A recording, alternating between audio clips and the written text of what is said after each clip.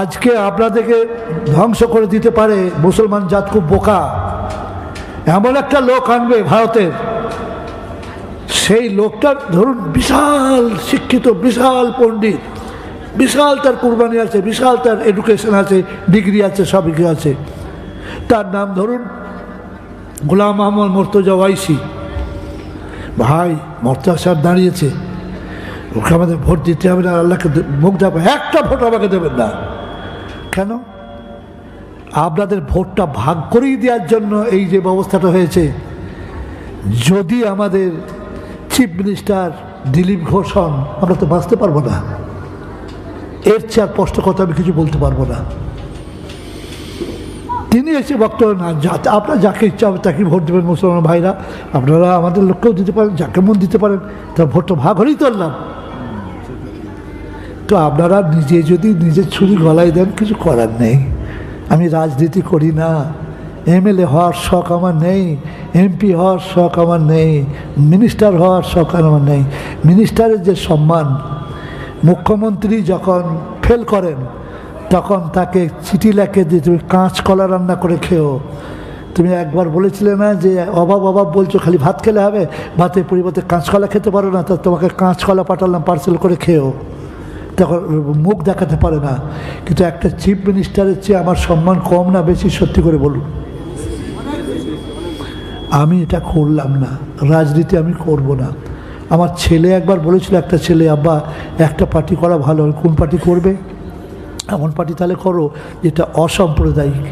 তো আপনারা জানেন যে মোলায়েম সিং যাদব বলে একটা লোক ছিল, তিনি ওই ইয়েকে অ্যারেস্ট করেছিলেন, ওই যখন রথ বার করেছিল তখন ওই আদবাড়িকে অ্যারেস্ট করেছিল। তো ওই পার্টিতে গেল। তো কলকাতার একজন নেতা তার আন্ডারেও দাঁড়ালো একটা থানায়, একবার 11th আওয়ারে। তা বললো মোর্তাজা সাহেবের ছেলে দাঁড়িয়েছে। তো মোর্তাজা সাহেব ছেলে দাঁড়িয়েছে, অনেকেই ভোট দিলে। তো ছেলে আমাকে জিজ্ঞেস করছে, আব্বা বলছে তুমি বলো আমি যদি ভোটে পাস করি তাহলে এখানে হসপিটাল করে দেবো। তা আমি দেখলাম যে যদি না করে দেয় তাহলে আমি মোর্তাজা সাহেবের ব্যাটা, আমি মুখ দেখাবো কী করে? তারপর সেই ইয়েকে জিজ্ঞেস করছে কলকাতার লিডারকে যে আচ্ছা ধরুন আমি পাস করলাম, তো হসপিটাল করে দেওয়া হবে? বলে ওগুলো বলতে হবে। আমরা এরকম বললো, বললে হ্যাঁ একদম তবা করে দাও, তোমাকে, তুমি আমার ব্যাটা, তোমাকে ভোটে দাঁড়াতে হবে না, তোমাকে আল্লাহ অনেক সম্মান দেবে, তুমি জাতির মানুষের, গরিবের, হিন্দু মুসলমান সকলের তুমি সেবা করো। ভালো যুক্তি দিয়েছিলেন? দিইনি। কেন? আপনি সত্যবাদী হয়ে তো থাকতে পারবেন না। ঠিক জুমার সময় মিটিং করবে, জুমার নামাজ আপনার শহরে ফরজ, আপনার নামাজ হলো না, কত কোনা হলো আপনি জানেন? নিচে করে বলছে বলো যে আমি হাসপাতাল করে দেবো। আমাকে যখন বললাম না আমি তোমার বাপ, মানা করছি, তোমাকে রাজনীতি করতে হবে না, তুই বড় ছেলে আমার, তোমাকে লোকে তাকিয়ে দেখবে, মোর্তাজা সাহেবের ছেলে কি মিথ্যাবাদী। হ্যাঁ, তাহলে এই প্রশ্নের উত্তর আবার দেওয়া হয়ে গেল। এবার নবী সাল্লাল্লাহু আলাইহি সাল্লাম তিনি কাম ক্ষুধায় অস্থির হয়ে বিয়ে করেছেন, এটা মনে করবেন না ঈমান নষ্ট হয়ে যাবে। তিনি ছিলেন বিশ্ব সুন্দর, এত চেহারা সুন্দর কল্পনা করতে পারবেন না। কিন্তু তিনি প্রথম বিয়ে যাকে করছেন তার 2 বার বিয়ে হয়েছে। আর নবীর চেয়ে বয়স কত বেশি আপনারা জানেন যে বাংলায় একটা কথা আছে, মেয়েরা 20তে বুড়ি, তার বয়স 20 ছিল না, 40 ছিল। ঠিক বলছি না ভুল বলছি? এটা আপনারা জানেন, কিন্তু আপনি যেটা জানেন না সেটাই তো আমি বলবো। উনি পড়ে গিয়ে সামনে দাঁত ভেঙে গিয়েছিল। তো সামনের যার দাঁত ভাঙা থাকে সে হাসলে ভালো লাগে না খারাপ লাগে? হ্যাঁ, দেখাবো একবার হেসে, হাসছি দেখুন। এবার হাসছি, আর একবার দেখুন।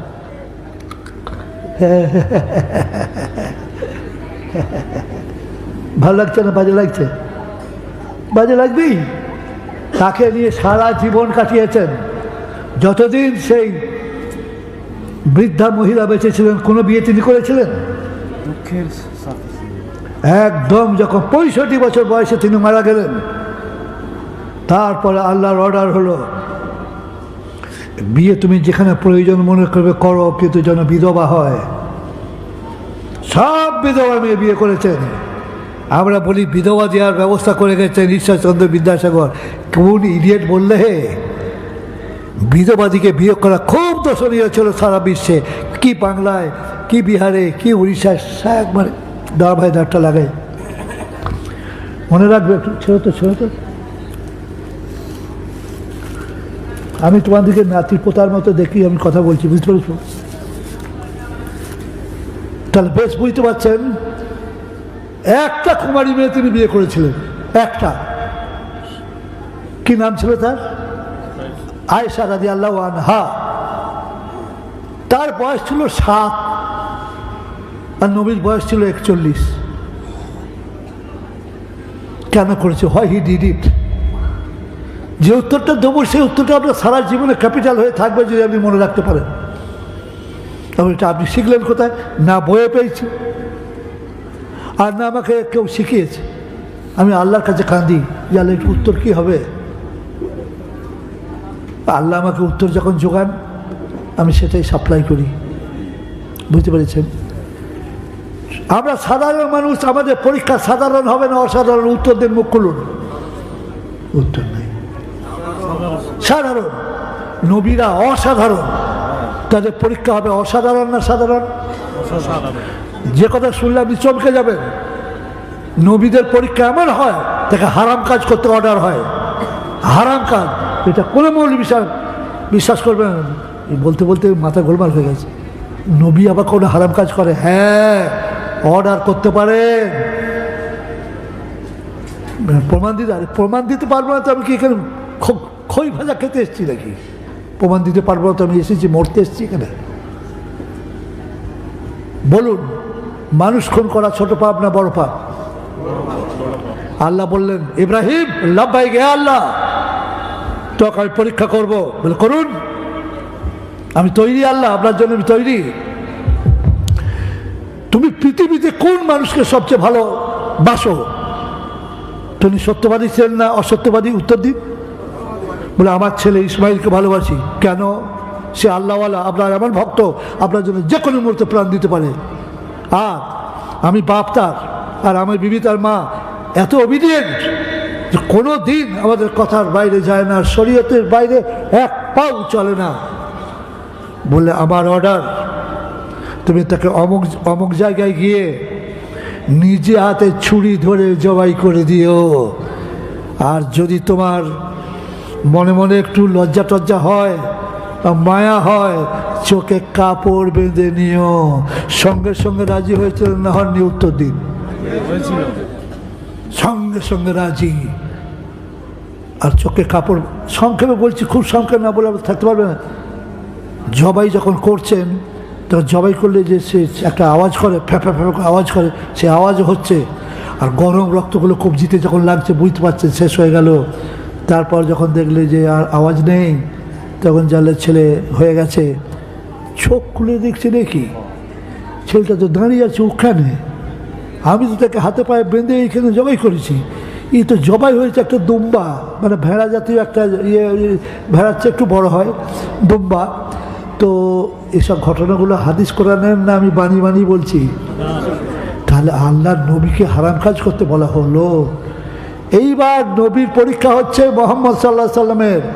বুখারী হাদিস যারা পড়েছে তাদের জিজ্ঞেস করুন। শব্দে জানিয়ে দেওয়া হলো তুমি আয়েশাকে বিয়ে করো। উনি অবাক যে আমাকে মেরে দেওয়ার জন্য খুঁজছে। আমি লুকিয়ে লুকিয়ে বাবলা পাতায় রাতে খাই। আর কত লোক আমার দলের যারা ছিল, কত লোক খাওয়াভাবে মারা গেলেন, খাবার সাপ্লাই হতে দিচ্ছে না। বাবলা পাতা খেয়ে পায়খানা করতে গিয়ে ছাগলের লাদি পায়খানা হচ্ছে, অবস্থা এমন জটিল। তো আমি বিয়ে করে কোথায় রাখবো ওকে? শেষকালে হিজরত করে চলে গেলেন, মদিনায় চলে গেলেন। আবু বাক্কারও চলে গেলেন। আবু বাক্কার বললেন তোমার ফ্যামিলি নিয়ে চলে এসো। তা যখন আবু বাক্কারকে বলা হলো, আচ্ছা আবু বাক্কার তুমি তো আমার বন্ধু ছোটোবেলাকার, আমি যদি আল্লাহর অর্ডার পাই আর যদি বলে যে তোমার মেয়েকে বিয়ে করতে, তখন কি হবে? বলে আমার মেয়ের তো বিয়ে হয়ে গেছে, তুমি জানো না? আমার মেয়ের বিয়ে হয়ে গেছে, তো ঘর সংসার করছে। আসমা তার নাম। কি নাম বললাম? আসমা। বললে হ্যাঁ ঠিকই তো, কিন্তু তোমার আর একটা মেয়ে আছে তো আয়েশা নামে? বলে হ্যাঁ তা তো আছে। যে ওইটাকে অর্ডার হয়? বলে সে কপাল হবে যদি হয়। বলে যদি হয় তাহলে তো আমি কত সৌভাগ্যবান যে নবী আমার জামাই হবে। বলে দুবার জানিয়েছেন, স্বপ্নটা দুবার জানিয়েছেন। কে? আল্লাহর কসম, আল্লাহর কসম, আল্লাহর কসম। তখন বিয়ে পড়ানো হয়ে গেল। আপনারা জানেন নাকি আমি জানি না, নাবালক নাবালিকার বিয়ে দিলে গার্জেনরাই দিতে পারেন, তাদের বলার দরকার হয় না। আমি আমার মেয়ের বিয়ে দিয়েছি, আমার মেয়ের আমার ভাইপোর সাথে। তার নাম কারি শামসুদ্দিন, মৌলানা কারি শামসুদ্দিন, আবার MA পাশও বটে। তো মসজিদে বিয়ে পড়ানোর সুন্নত, আপনারা তো প্যান্ডেলে বিয়ে পড়ান, এটা আজ থেকে চেঞ্জ করে ফেলুন। বিয়েটা পড়াবেন মসজিদে। যেভাবে সবাই ঢোকে না, পেশাব করে পানি নেয় না বলে, তো ওই কুকুর মার্কার লোকগুলো মসজিদে না যাওয়াই ভালো। যে কটা মসজিদে উঠতে পারে ওই মানুষ কটা লেই করবেন, জন্মটা যেন খারাপ না হয় ছেলে মেয়ের। আমি আমার ছেলে মেয়েদের বিয়ে মসজিদেই দিয়েছি। আর শুনুন, নবী সাল্লাল্লাহু আলাইহি ওয়াসাল্লাম মসজিদে খুরমা ছড়িয়ে দিতেন, একটু হই হাই করে খাবে আর আনন্দ হবে। আমিও ছড়িয়ে দিলাম। তো সব যেটা বেঁচে গেছে ছড়ানো বাদ সব একটা একটা করে দেওয়া হচ্ছে। তো যার বিয়ে হচ্ছে আমার সেই মেয়ে, আমার মেয়ে একটাই, তো দেখেছি এটা মুক্তার সাহেবের মেয়ে, ওকে দুটো খেজুর দিয়েছে।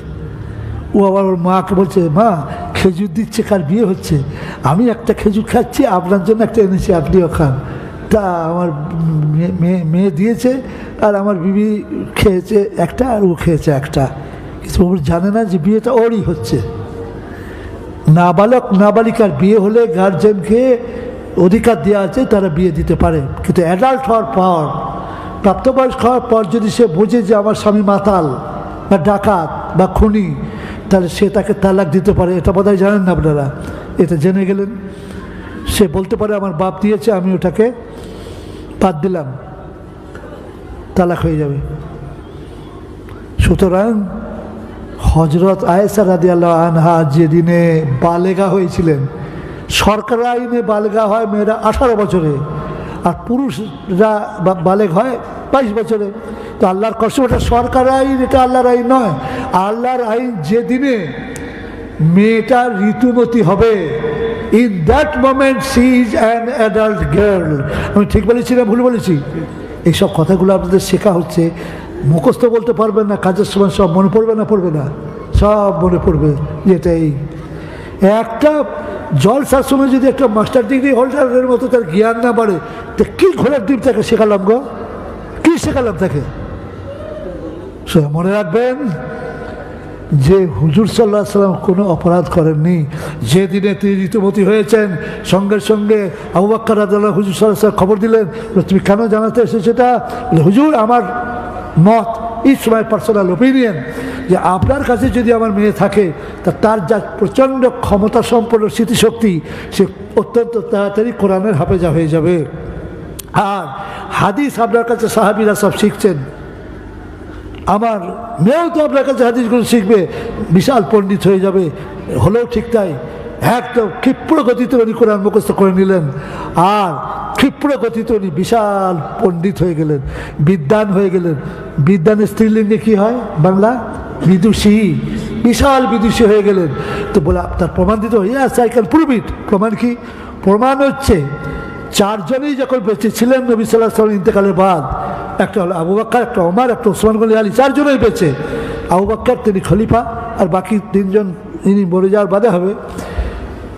4 খলিফা আছেন। ইসলাম ধর্মে এমন কোনো সমস্যা এলো যে এর সমাধানকে করবে, তো 4 খলিফার কারো কাছে যেতেন না, এই আয়েশা রাদিয়াল্লাহু আনহা সমাধান করতেন। Have I said correct are not? ঠিক বলেছি না ভুল বলেছি? তাহলে মনে রাখবেন, আল্লাহ নবী কাম খোদা খুব জোরালো ছিল, তাই এতগুলো বিয়ে করেছেন। এক কথায় উত্তর দিচ্ছি, নবী স্বামী স্ত্রী মিলামেশা এটা শরীয়তে জায়েজ, এটা একটা ইবাদতের মধ্যে গণ্য। তিনি ওই বুড়ি মেয়েটাকে নিয়ে কাটিয়েছেন, আর যত ছেলে পেলে সব তার পেট থেকেই হয়েছে। এবার আপনি বলুন যে বাকি ছেলে মেয়ে যা বিয়ে করলেন তখন ভ্যাসাক্টমি ছিল না, লাইগেশন ছিল না, তখন নিরোধ ছিল না, কপারটি ছিল না, ছেলে মেয়ে হলো না কেন? ওসব ছিল না তখন। মনে রাখবেন হুজুর সাল্লাল্লাহু আলাইহি সাল্লাম তিনি 4টে মেয়ে আর 7টা ছেলে মেয়ের বাপ। তাহলে বিয়ে যদি করে থাকেন তিনি 12টা, 7 12 84টা ছেলে মেয়ে হতে হয়, একটাও নেই। বাবাটা কি তাহলে কামুক ছিলেন? এটা কি প্রমাণ হয়? উত্তরটা দিন। যার তাহাজ্জুদ বাদ যেত না, যার আওয়াবিন বাদ যেত না, যার চাষ বাদ যেত না, কি বলবো? তাই আমি বুঝতে পারলাম আমার শ্রোতা নেই, কম, খুব কম। ফলে আমি লিখে গেলাম। বই দিয়েছে নাকি? কয়েকটা বই পাঠিয়েছি, একবার দেখুন, আমি দোয়া করে দিচ্ছি। আচ্ছা, ওইটা শেখানো হলো না তো? ওটা আগে শিখিয়ে দিই। আচ্ছা, একবার বার করি। তুমি একবার টেবিল একটু সাজিয়ে দাও, ওই টপটা তাড়াতাড়ি, quick, open open open open, খোলো ব্যাগটা, খোলো। হ্যাঁ, আপনারা এত পেছনে চলে গেলেন যে আমিও আপনাদেরকে দেখতে পাচ্ছি না, আপনারাও আমাকে দেখতে পাচ্ছেন না। শুনে নেন, করছে আরেকটা আরবিতে বলছি, বাক্য বলছি না, বাক্যাংশ বলছি। বাক্যযুক্ত অংশ কি হয়? হ্যাঁ, 272 নম্বর আয়াত। কোন সূরার বললাম? বাকারা। ক পারায়? দ্বিতীয় পারায়। এবার বলছি আরবিটা। ওয়াসা আন তাকরাউ শাইআন ওয়া হুয়া খায়রুল লাকুম ওয়া আসা আন তুহিব্বু শাইআন ওয়া হুয়া শাররুল লাকুম ওয়াল্লাহু ইয়ালামু আনতুম লা তা'লামুন। এর বাংলা মানেটা হচ্ছে এই, যে ঘটনাই ঘটে যাক, এখানে কেউ বই নেবার জন্য আসবেন না। ডোন্ট কাম হিয়ার, খালি আমি লোককে দেখাবো। যতই কিছু ঘটনা ঘটে যাক, আপনি আল্লাহকে দোষ দিয়া আল্লাহর ভুল ধরতে যাবেন না। জানবেন ওর মধ্যে মঙ্গল আছে। আয়াতটার মানেটা বলি আগে, যে যেটাই ঘটে গেছে তুমি জানবে ওটা তোমার জন্য মঙ্গল। কে বলছেন? আর তুমি যেটা মনে করছো এইটা হলে ভালো হতো, ওটা তোমার জন্য অমঙ্গল। আল্লাহ তা জানে যা তুমি জানো না। এবারে আমি একটা উদাহরণ দিচ্ছি। বলে উদাহরণ দেওয়ার অধিকার কে দিলাম? হ্যাঁ বলুন। উদাহরণ দেওয়ার অধিকার তোমাকে কে দিলে? আল্লাহ দিয়েছেন। আল্লাহ বলছে উদউ ইলা সাবিলি রাব্বিকা বিল হিকমাতি ওয়াল মাউইজাতিল হাসানা, বলেছেন না বলেননি? উদাহরণ দিচ্ছি। আমি রওনা হয়ে গেলাম, গ্রামে ঢুকতে যাচ্ছি, পাড়ার ছেলেরা গাড়ির সামনে এসে দাঁড়ালো। গাড়ির সামনে দাঁড়াচ্ছে কেন? পাশে দাঁড়ালো। কী হয়েছে? জরুরি। আপনি কোথায় গিয়েছিলেন? আমি ইয়েতে গিয়েছিলাম, ওই মেদিনীপুর জেলা। কোন থানা? থানাটা কি? চণ্ডীপুর থানা। ধুসিয়া নাম তো, সে তো অনেক দূর। বলে হ্যাঁ, ওখানে ভূমিকম্প হয়নি? না, তো আমাদের মেমোরিতে ভূমিকম্প হয়েছে। তা হয়েছে তো কী করবো? বলে আপনি যে ঘরটা করেছেন 2 তলা, ওটা তো কাদা দিয়ে কেটেছিলেন। মানে হ্যাঁ, তো কী হয়েছে? ঘরটা পুরো পড়ে গেছে। আর 6টা কামরায় 6টা ছেলে আপনার বিবি নিয়ে শুয়েছিল। আমি এটা কি বলছি, ঘটনা নয়। This is nothing but an interesting example, উদাহরণ দিচ্ছি। তারপর কি হয়েছে বলো? বলে আপনার প্রত্যেকটি ছেলেও মারা গেছে, আর প্রত্যেকটি বৌমাও মারা গেছে। বলে হ্যাঁ, মারা গেল? বলে হ্যাঁ। উফ, এত নামাজ পড়লাম, রোজা রাখলাম, হজ করলাম, ওমরা করলাম, জাকাত দিলাম, এত লোককে নামাজ শেখালাম, এত তবলিগ করলাম, মাদ্রাসা, মসজিদ, অন্ধ স্কুল, এতিমখানা, সব। হ্যাঁ গো, আমার বৌমাদের কোলে ছেলে ছিল যে কয়েকটা, কারো 6 মাসের, কারো 1 বছরের। ওগুলো তো একবারে মেজের সাথে একবারে ইয়ে হয়ে গেছে, পেস্ট আঠা লাগানোর মতো হয়ে গেছে। ওগুলো কবর দেওয়ার মতো কিছু নেই, একবারে মিশে গেছে, হাড় ফাড় সব মিশে গেছে। তখন আমি বললাম, আল্লাহ, ও আল্লাহ, সবগুলো মরে গেলে কচি কটাকে বাঁচিয়ে রাখলেও তো আমার বংশটা থাকতো। আল্লাহ বলছেন না, যেটা হয়েছে তুই মনে রাখবি, এটাই তোর জন্য মঙ্গল। আর তোর কচি কটা বাঁচালে যে তুই ভালো মনে করছি, ওটা তোর জন্য অমঙ্গল। আল্লাহ যা জানে তুই তা জানিস না। পারবে না ইমান রাখতে? যদি আপনার হয় আমি দায়ী হব। স্ট্রোক হয় দুশ্চিন্তায়, মনে রাখবেন কোন নবী স্ট্রোক হয়ে মারা যাননি। যার এই বিশ্বাস আছে আল্লাহ যা করবে ঠিক, তার স্ট্রোক হতে পারে না। যারা আমার মুসলিম শ্রোতা, হিন্দু শ্রোতা, পুরুষ নারী আবার বৃদ্ধা বনিতা যারাই শুনেছেন, দে উইল বি সাকসিড, তারই সাকসেসফুল হবে। এটা শুনে আপনার লাভ হলো না লস হলো?